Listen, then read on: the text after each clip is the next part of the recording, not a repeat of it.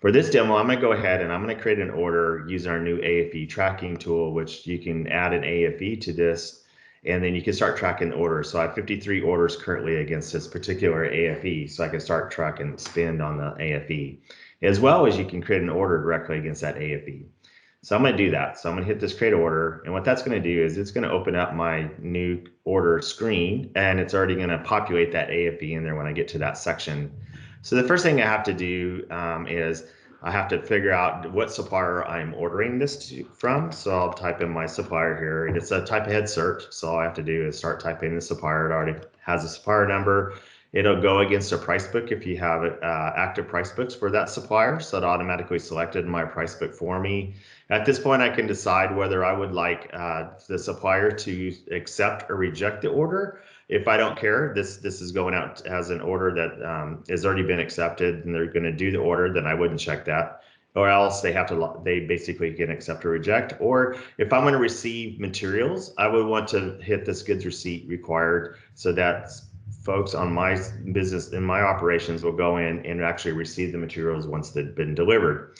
I'm going to go ahead and choose that this is a quantity-based order versus an amount-based order. So it's quantity, and I'm going to detail out what quantity, what rates, and what items I'm ordering, versus an amount could be just an estimated amount for services, for example. So an amount not to exceed by. But for this one, I'm going to order some casing. So I'm going to go ahead and choose quantity-based. Next step is to come down and it automatically selects the currency. We do have where you can actually attach an MSA agreement to your order. So to make this a real legal documentation between you and your supplier, I can put an MSA document that goes out with the order. And then I could put a description. So I'm just going to order some surface casing. And then if you wanted to put some extra notes for your supplier, maybe these are driver instructions, or maybe it's delivered to this well location, part of the order, then to another location, the other part. So you can put any type of notes to your supplier here at the header.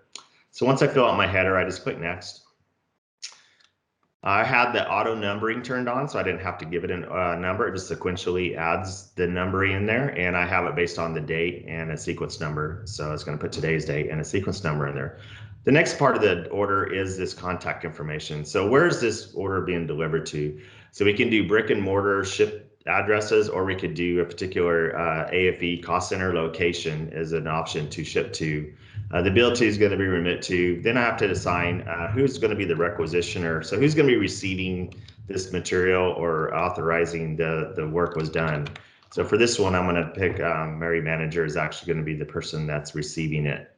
I can add one or many contacts from my organization to receive a copy by email of this order once I get it approved and dispatched out.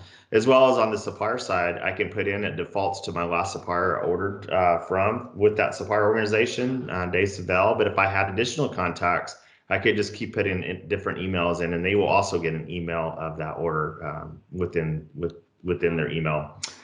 The last thing is if I wanted to add attachments. Now the attachments, I can add private attachments, and what that means is that attachment's only visible by my organization, that, you know, within the, for example, my company, or public files, which would be visible to the supplier and the buyer organization. So I can add as many attachments there, drag and drop them from my Explorer to add to the order, and those attachments will go out with the email as well once the order's been approved. I'm going to come down here, and the next part is to add a line. So what are you ordering? So for my particular ordering, I'm going to order, and since this is off a price book, it's picking lines on my price book, and it'll populate the price for me. So I'm going to order some surface casing, some 9 5/8 casing. It automatically defaulted to surface casing on my purchase category. My phase is going to be drilling. So this is how you can put the coding. So once I pick the purchase category, the drilling phase, it automatically coded the major and the minor for me, because it knows based on my purchase category coding and my AFE catalog where I want this item coded to. The next part is the quantity. So how much am I ordering? So I'm going to order today 5,000 feet. And so it automatically threw the rate in there, has the units, and it automatically had the AFE because I created the order from it. I could put some additional notes at the line level, and this is valuable if you have multiple lines on your order and you want to go to different locations. Maybe you put different driving instructions to each location at the line, or you have different unique notes for that supplier per line item on your order. So I could fill that or not. The next step would hit save.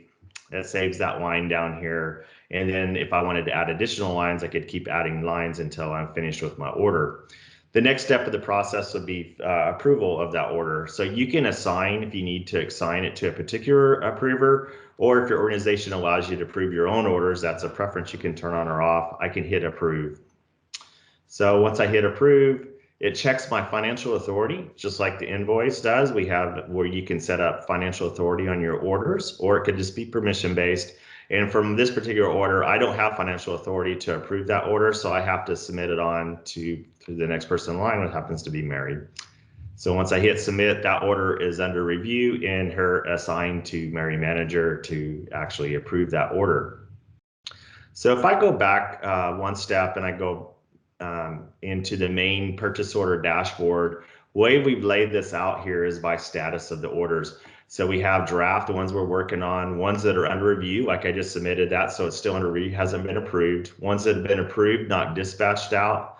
The invoice, the work orders that have been, or purchase orders that have been dispatched out to the suppliers that they need to accept or reject. Ones that they've accepted but haven't started ticketing or invoicing against.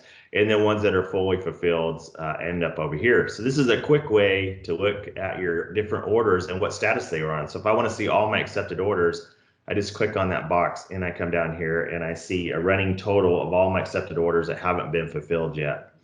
So we have the list here that you can dive into more details on them, or I could actually export that out to Excel. So along with any other list in OpenInvoice, you can turn on and off your columns and obviously export out to Excel. Once that order has been approved, it would get dispatched to that supplier. The supplier then go flip that into an invoice and submit it back for the fulfillment.